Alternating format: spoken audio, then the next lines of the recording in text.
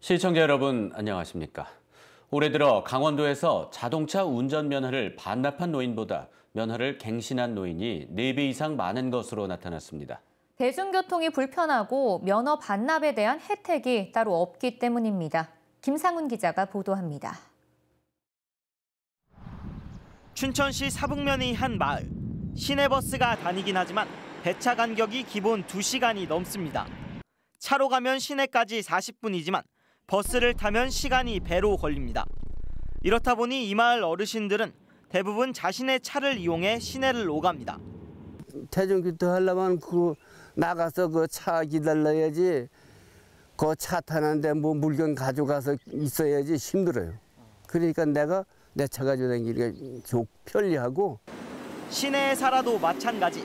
평생 차를 몰고 다니다 보니 운전대를 놓는 게 쉽지 않습니다. 가까운 거리는 걸어 다니죠. 조금 이제 먼 거리 같은 데는 차가 좀 필요해서. 아직까지는 운전을 해야 될 것 같아요. 왜 그러세요? 뭐 할 수 있는 능력이 있으니까. 결국 이들은 면허 갱신을 위해 운전면허 시험장을 찾습니다.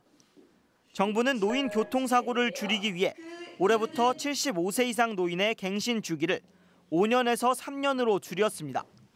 하지만 올해 강원도에서 면허를 갱신한 75세 이상 노인은 1,200명에 달해 면허를 반납한 노인보다 4배 이상 많았습니다.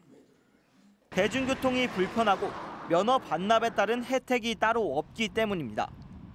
이에 반해 부산시는 지난해 면허 반납자에게 교통비 지원 혜택을 주면서 면허 반납자가 5,280명으로 1년 새 11배나 증가했습니다. 같은 기간 강원도의 고령자 면허 반납은 3배 느는 데 그쳤습니다. 운전면허증을 자진 반납할 경우에 인센티브를 주는 방법도 필요한 부분이기는 하지만은 우선적으로 그 마을버스를 좀 더 활성화시킨다는 방법 등의 그 이동 편의성을 높일 필요가 있을 것으로 보여지고 있습니다. 지난해 강원도의 70세 이상 노인 교통사고는 699건에 달했습니다.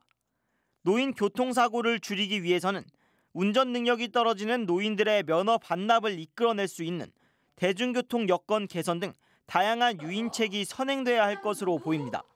MBC 뉴스 김상훈입니다.